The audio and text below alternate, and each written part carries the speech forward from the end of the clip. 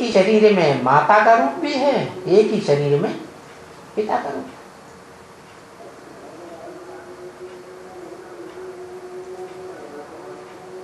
अच्छा, गाते हैं ऊंचे ते ऊंचा माता पिता, गायन करते हैं तो कभी प्रैक्टिकल में किया होगा तभी तो गायन करते हैं ना, है? अच्छा, तो ऊंचे के ऊंचा माता पिता कौन? एक के लिए ही कहते हैं, संस्कृत में भी कहते हैं त्वमेव माता, माने तू एक ही मेरी माता, एक ही मेरा पिता।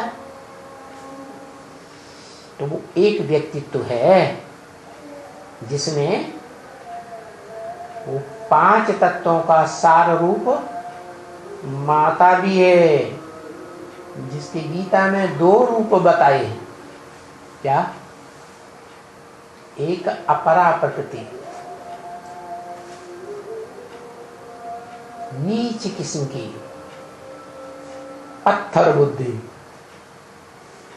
क्या? ग्रेनाइट पत्थर जैसा, और उसमें आत्मा तो है, मनुष्य आत्मा है। वो मनुष्य आत्मा वो भी नीचे गिरती है, देहधारियों के साथ पार्ट बजाते बजाते 84 के चक्र, सत्व प्रधान से तामसी तो बनती है, लेकिन जब सुप्रीम सोल बाप आते हैं और समझाते हैं कि तुम शरीर नहीं हो, तुम आत्मा हो, तो वो मनुष्य सृष्टि किया बीज जो है आदम, वो आत्मा जल्दी ही समझ जाती है और उस स्वरूप में स्थित हो जाती है कि मैं ज्योति बिंदु स्वरूप आत्मा। तो वो बीज रूप पिता भी हो गई। शरीर तो धरणी हो गया ना, 5 तत्वों का आधार। तो बताओ, ऊंचे के ऊंचा माता पिता कौन, उसका नाम बताओ। है? शास्त्रों में गाया हुआ भी है, गाते हैं। जगतम पितरम वंदे पार्वती परमेश्वरो।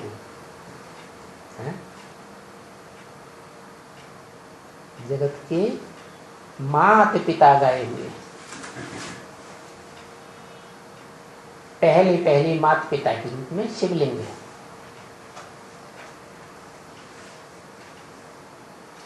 वो 5 तत्वों का सार रूप शरीर भी है और उसमें पुरुषार्थ करने वाली आत्मा भी है। दोनों ही नीचे गिरते हैं। ज्यादा नीचे कौन गिरती है? 5 तत्वों का सार रूप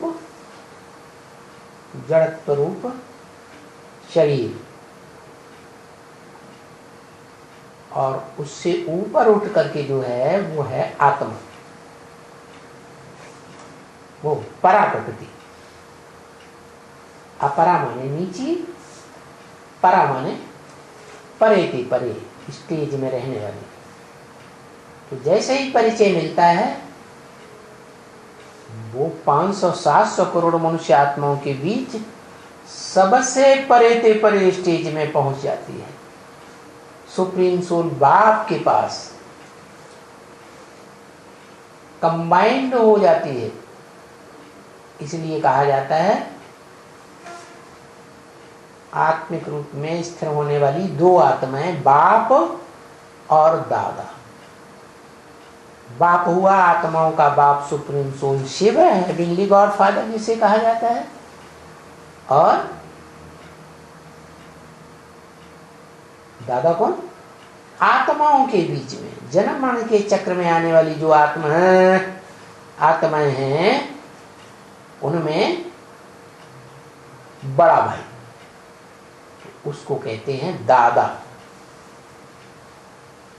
अब दादा है तो दादागिरी भी जरूर कभी दिखा देगा।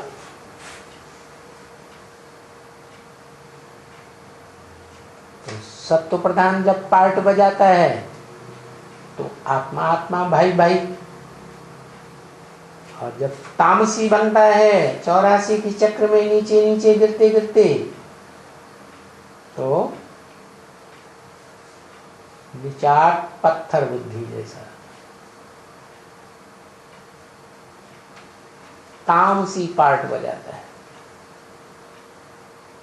तो पता चला नाम कौन हुआ है? शास्त्रों में गाते हैं ना, क्या वो उसी शंकर की यादगार है जो शंकर की मूर्ति मूर्तिमान दिखाई जाती है। माना शरीर का भान है तो मूर्ति है। अब जब पुरुषार्थ करके शरीर का भान खत्म कर लेती है तो शिवलिंग बन जाती है। कोई पूछेगा शिव को लिंग होता है क्या? उसकी तो आत्मा का ही नाम शिव है, और आत्माओं का नाम तो नहीं होता, उनके तो शरीरों का नाम होता है। तो शिवलिंग क्यों कहा? मूर्तिमान शंकर जब याद की यात्रा का पुरुषार्थ करते करते संपन्न स्टेज धारण करता है, सदाकाल निराकार